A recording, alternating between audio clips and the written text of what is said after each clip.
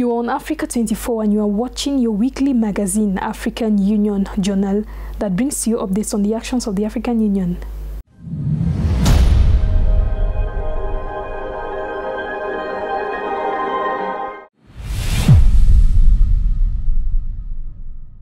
Rwanda commemorates the 28th anniversary of the 1994 genocide against the Tutsi people. 28 years ago, the civil war in Rwanda broke out, a conflict that caused the death of more than 800,000 Tutsi and Hutus in just 100 days. Each year, the African Union commemorates this rendezvous with actions to put an end to this horror. Details in this report. A shocking testimony from Naja Galinye, a survivor of the 1994 genocide in Rwanda, by video conference at the African Union headquarters.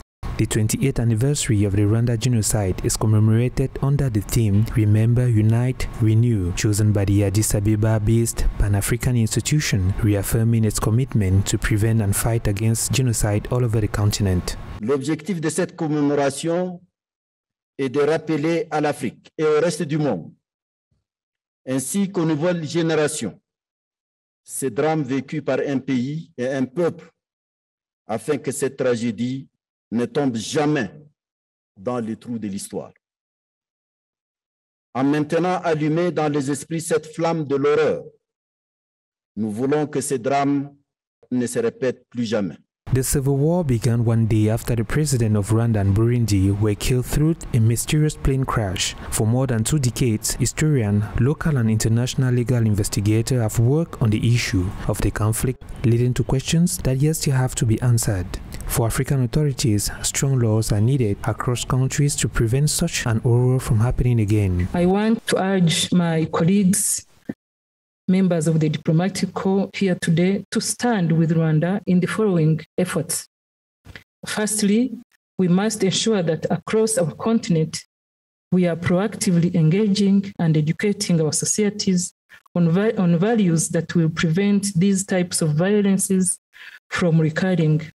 We must bear the responsibility for proactive legislative, institutional, and educational measures to ensure that the seeds of genocide, which are division, hatred, discrimination, hate speech, are not allowed to germinate anywhere in Africa.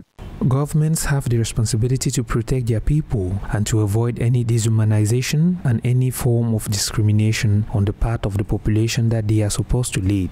This could lead to crimes and genocide. Rwanda has demonstrated that Africans can overcome this failure if there is a will to start back at the very base with forgiveness and involvement of the whole people. As we join in solidarity with the people of Rwanda, we must take a hard look at today's world and ensure that we take note of the lesson of 20 years ago. We all, as a member state of the African Union and the United Nations, carry the responsibility to prevent such heinous crime from ever happening again. 28 years after the genocide, Rwanda is today a success story in terms of stability, development and growth, an African model in terms of good governance, social politics, and environmental protection. Having become an annual event, the commemoration of the Rwandan genocide was observed within the African Union 28 years after the massacre of the Tutsi, which began on April 7, 1994. Emerging from this horrible episode, Rwanda was able to return dignity to her people, standing as a model of resilient society on the African continent. More in this report. In Rwanda, the motto, Memory, Unity and Renewal, once again accompanied the commemoration of the Rwandan genocide 28 years after this massacre against the Tutsi people. The African Union, more than ever faced with conflicts between people on the continent, brings back to collective memory the horror of this part of history that the chairperson of the African Union Commission, Moussa Faki Mahamat, attributed to colonization. Au-delà de toutes les explications que nous donne l'histoire du Rwanda et qui nous enseigne sur la complexité de la nature humaine, il y a cette réalité sociologique que partagent la plupart des pays africains. Comme au Rwanda, la colonisation a contribué à forger un peu partout en Afrique des réflexes identitaires au sein des populations qui ont toujours vécu dans l'harmonie. 28 years after April 7, 1994, Rwanda says she is ready to express herself on her long-silenced history. According to President Paul Kagame, it is important, in order to render justice to descendants of the victims, that their vision of events are heard, better still taken into account. That's not correct. Des gens véhiculent de fausses informations sur le Rwanda et quand vous vous présentez devant eux pour leur rappeler les faits, ils usent de leur pouvoir pour vous empêcher de vous exprimer, de présenter vos arguments. On ne vous donne aucun espace pour le faire. Ce sont les mêmes qui vous accusent de ne pas respecter la liberté d'expression. The Rwandan people have chosen to build a resilient society with forgiveness as its main value. Rwanda has met the challenge of restoring peace, security and dignity to her people. In Africa, the country serves as an example in terms of gender equality in particular. Rwanda's youngest generation that was born in the 21st. La jeune génération de Rwandais née après 1994 vit de manière plus paisible, dans un environnement plus sécure et dans la dignité. Ils ont accès à une éducation de qualité. Ils bénéficient d'un égal accès aux soins de santé et aux opportunités d'emploi dans les secteurs de leur choix. Ces avantages sont accessibles à tout citoyen rwandais sans discrimination de sexe, d'ethnie ou tout autre facteur prédéterminé. La renaissance du Rwanda est un signe que l'Afrique peut construire une paix durable. We can build lasting.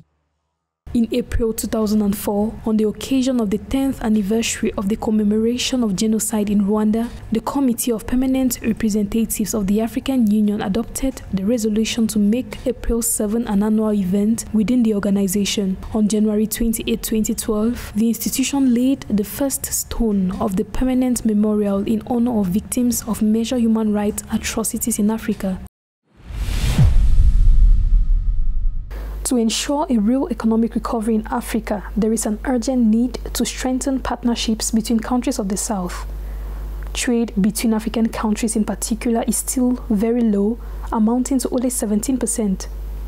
Experts recommend the adoption of measures that can promote trade between countries of the South. Let's follow this report. Cooperation remains a major factor to guarantee a real economic recovery in Africa. Experts propose the strengthening of partnerships between countries of the South. Countries like Madagascar, for example, are committed to developing relations with countries of the South through the acceleration of negotiations, particularly in the area of trade. Nous allons prioriser les relations Sud-Sud parce que nous estimons que nos pays frères, et notamment en Afrique, mais également en Asie, et pourquoi pas en Amérique du Sud, peuvent répondre peut-être de façon un peu plus précise à nos besoins, et en tout cas dans les meilleures conditions. À titre d'exemple, par exemple, au sein du COMESA, nous avons des relations avec notamment l'Égypte. Au sein de la SADC, nous avons des relations, je parle des relations commerciales avec l'Afrique du Sud et bien évidemment au sein de la Commission de l'océan Indien. South-South cooperation has an essential role in achieving the United Nations 2030 Sustainable Development Goals. It contributes to the structural and technological transformation of developing countries, to encourage self-sufficiency, to reduce inequalities, as well as to strengthen financial and socio-economic stability through the exchange of knowledge and resources. Avec l'existence d'obstacles importants pour faire du commerce et de l'investissement intra-africain, ces entreprises ont pu, entre elles, malgré ces obstacles, travailler, investir l'une chez l'autre, faire des joint ventures, faire des opérations de trade et de commerce. Donc déjà, ce bilan indique que ce n'est pas impossible, malgré toutes les difficultés. Ce n'est pas impossible pour peu d'un accompagnement approprié et d'accès à de l'information et de volontarisme. According to experts of the Atijariwafa Bank Group, it is important to put in place strategies to increase the level of trade between countries of the South through the African Continental Free Trade Area in order to strengthen intra-African trade. Nous sommes tout au début d'une expérience et d'une aventure qui, je l'espère, va nous mener très loin. L'expérience qui consiste à donner l'opportunité aux pays du Sud, aux pays du continent africain, de commercer entre eux et d'élever le niveau des échanges à un niveau très important. Parce qu'aujourd'hui, on parle d'un chiffre, à mon avis, qui est assez bas. 17-18%, c'est les échanges qu'il y a, les échanges intra-africains. Je pense que nos échanges avec le reste du monde restent encore dominants. However, in recent years, the various areas of South-South cooperation, including trade, finance, technology, and direct investment, have seen an upward trend thanks to the concerted action of governments to build partnerships. Exports between countries of the South have grown at an average annual rate of 13% between 1995 and 2016, and the value of South-South trade in world trade has increased rapidly from $600 billion in 1995 to $4 trillion in 2016. According to the United Nations. And on to a news and brief for this edition of the African Union Journal, the adoption of new measures aimed at granting more opportunities to African youth in the agribusiness sector, and the launch of the African Union COVID-19 Vaccination Bingwa initiative to expand vaccination against COVID-19 in Africa. And finally, the establishment of the first subcommittee on tax issues and illicit financial flows, a mechanism for monitoring monetary affairs, planning and integration. The African Union authorities are dedicated to exploring ways to provide more opportunities for African youth in the agribusiness sector. Thus, on the occasion of a webinar held on this topic on March 29, 2022, light and proposals were shared on the opportunities and challenges facing young people in the agri-food sector in North Africa and East Africa region in light of the COVID-19 crisis. This is to explore policy options for prioritizing youth employment opportunities. In addition, the webinar provided an overview of the African Union Commission's policy priorities, strategic programs, and frameworks related to youth in agri-food systems, including youth-related aspirations in Agenda 2063. According to the head of the Agriculture and Food Security Division of the African Union, 10 to 12 million young people enter the labor market each year, while the continent creates only 3.1 million jobs each year. To scale up COVID-19 vaccination across the continent, an African Union Public-Private Youth Initiative, co-led by the Africa CDC and the Women, Gender and Youth Directorate, has been conceptualized under the name African Union COVID-19 Vaccination Bingwa Initiative. This initiative aims in particular to establish a network of young COVID-19 vaccination champions across the continent to accelerate the uptake of COVID-19 vaccination in Africa. This initiative was also presented at the Partners Forum held on March 17, 2022. This forum was further refined with a session for the commitment of young people to work for the spread and implementation of this initiative.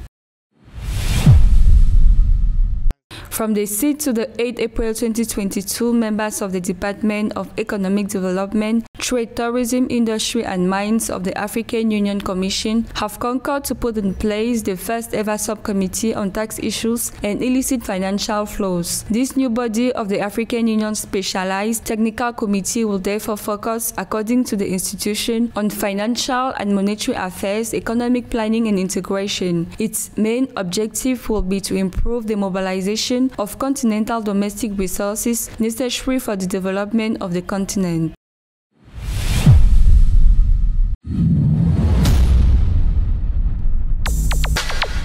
The fourth ordinary session of the Specialized Technical Committee on Migration, Refugees and Displaced Persons will be held from May 23rd to 24th, 2020 in Malabo in the Republic of Equatorial Guinea. This session of the Specialized Technical Committee on Migration will focus on the validation of an important legal instrument that will contribute to the operationalization of the African Humanitarian Agency, the governance of migration inside and outside the continent, and those of several policy documents that will enhance the effective governance of issues concerning migration, refugees, and IDPs in Africa.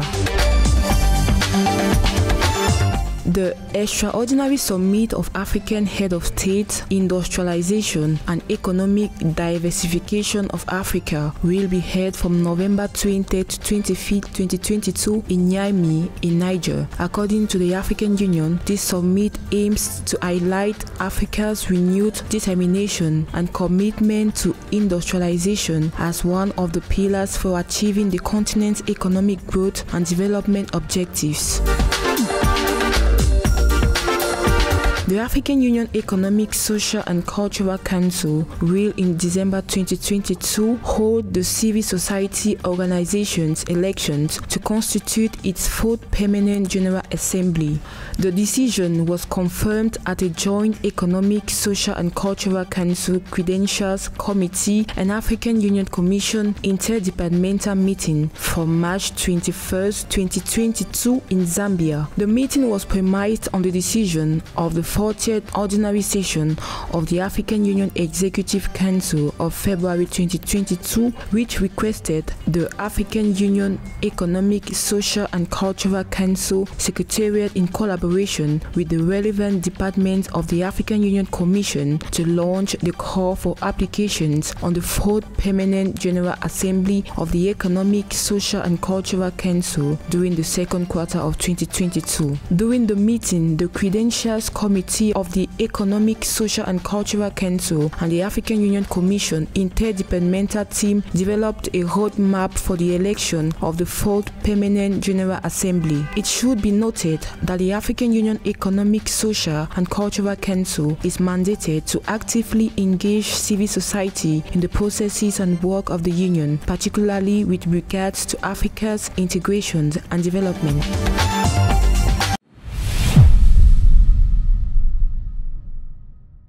The African Union Commission for Political Affairs, Peace and Security will never tolerate power seizure, according to Bankole Adeoye, Commissioner at the African Union. Bankole Adeoye was elected African Union Commissioner for Political Affairs, Peace and Security in February 2021, replacing Smail Shegi, an Algerian diplomat. A picture of Africa's peace and security architecture in this report. The African Union intends to create a good governance and respect of human rights Africa. However, terrorism, unconditional seize of power, and failed political transitions are among the challenges that limits the institution's action in the peace and security process. All our regions now have... Toutes nos régions doivent maintenant faire face à ces fléaux. Certaines personnes l'ont appelé la résurgence de changements de gouvernement inadmissibles au moment où nous parlons. 4 de nos États membres ont été suspendus, la Guinée, le Mali, le Soudan et le Burkina Faso. Nous avons des transitions politiques compliquées et complexes, ce qui signifie que nous devons faire preuve de prudence et engager nos États membres à revenir à l'ordre constitutionnel.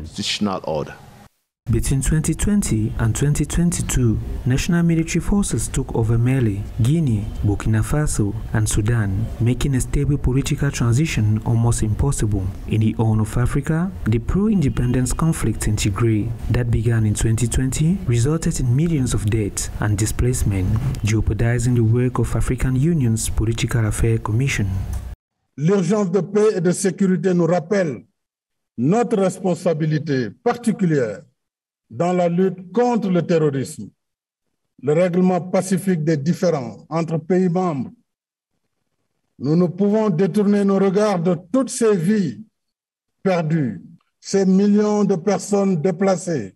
Le bon sens commande de faire taire les armes et construire une culture de dialogue et de concertation dans le cadre des mécanismes africains de résolution des conflits.